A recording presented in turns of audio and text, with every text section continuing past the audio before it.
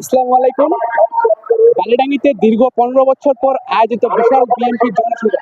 এই জনসভাতে প্রধান অতিথি হিসেবে উপস্থিত থাকবেন বিএনপির মহাসচিব মির্জা ফখরুল ইসলাম আলমগীর। অল্প কিছুক্ষণের মধ্যেই আমাদের মাঝে উপস্থিত হবেন। এই যে দেখা যাচ্ছে মির্জা ফখরুল ইসলাম আলমগীর তিনি আমাদের মাঝে চলে এসেছেন এবং অল্প কিছুক্ষণের মাঝে তিনি বক্তব্য বিপ্লবী তোমার শুরু আপসী সংগ্রামে শেষ তুমি হাসতে হাসে কাঁপে কাঁপে দেশ বাংলাদেশ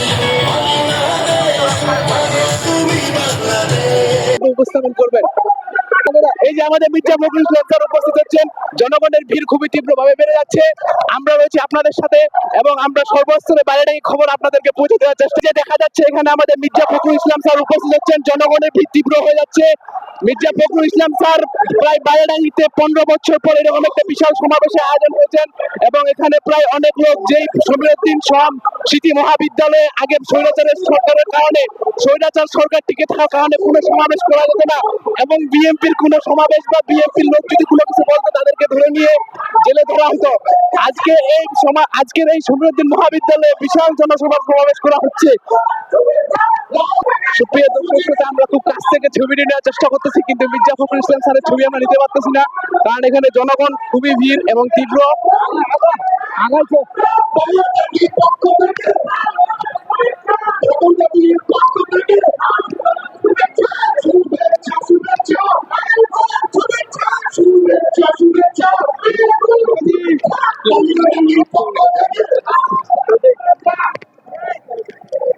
কিছুদিনের মধ্যে সুপ্রিয় দর্শক শ্রোতা, কিছুক্ষণের মাঝে আমাদের বিএনপি মহাসচিব মির্জা ফখরুল ইসলাম আলমগীর স্যার মঞ্চে উপস্থিত হবেন।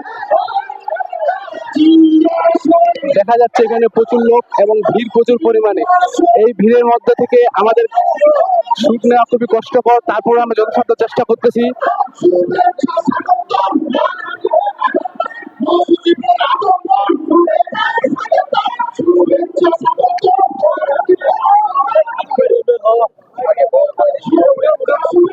স্যারকে বরণ করে নিচ্ছেন বালিডাঙ্গির স্থানীয় বিএনপির বাংলাদেশ জাতীয়তাবাদী দল বিএনপির বিভিন্ন নেতাবৃন্দগণ।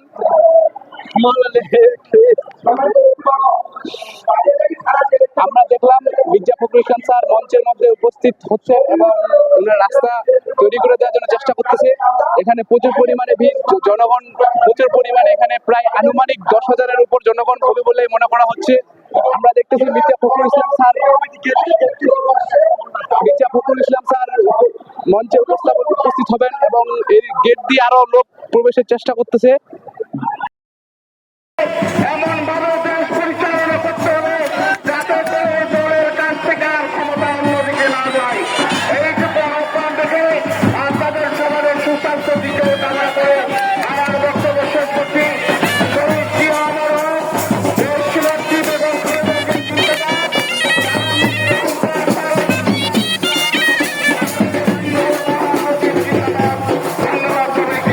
2020 সাল থেকে ছাত্রদলের দায়িত্ব পালন করে এসেছেন এবং ছাত্রদলের সভাপতিত্বে ছিলেন।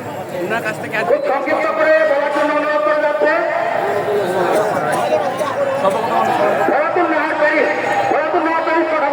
সরকারের ঘটানোর জন্য সরকারকে যারা হটিয়েছেন, ঘটানোর জন্য যারা হচ্ছেন শহীদ হয়েছেন, তখন আমি সেই শহীদ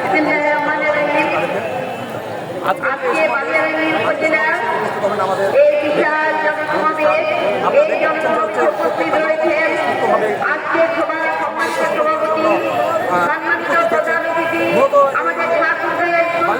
হচ্ছে আওয়ামী লীগের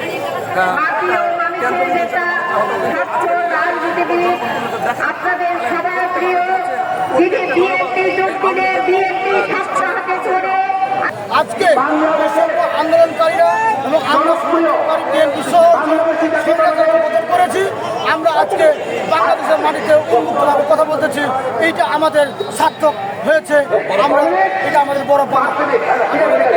আগামীতে আমাদের বিএনপি যদি ক্ষমতায় আসে, আমাদের বাইরে থেকে মানুষ আলমগীর স্যার এবং তারেক রহমান আমাদের বাইরে দেখবেন এবং বাইরে থেকে উপজেলায় আমাদের সেরকম স্বাস্থ্য পরিবেশ নেই এবং স্বাস্থ্য উন্নতি এটা উদ্যোগ নিয়েছে হয়েছে।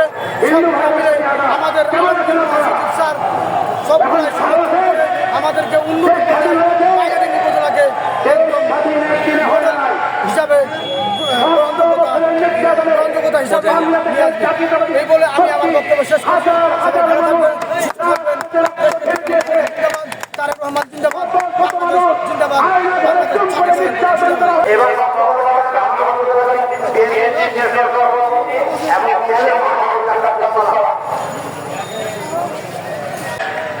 মাননীয় মহাসচিব ঠাকুরগাঁওয়ের কৃতি সন্তান সাবেক মন্ত্রী মির্জা ফখরুল ইসলাম আলমগীর সহ সম্মানিত নেতৃবৃন্দ, প্রিয় উপস্থিতি, আমি একটা কথা বলে আমার বক্তব্য শেষ করতে চাই।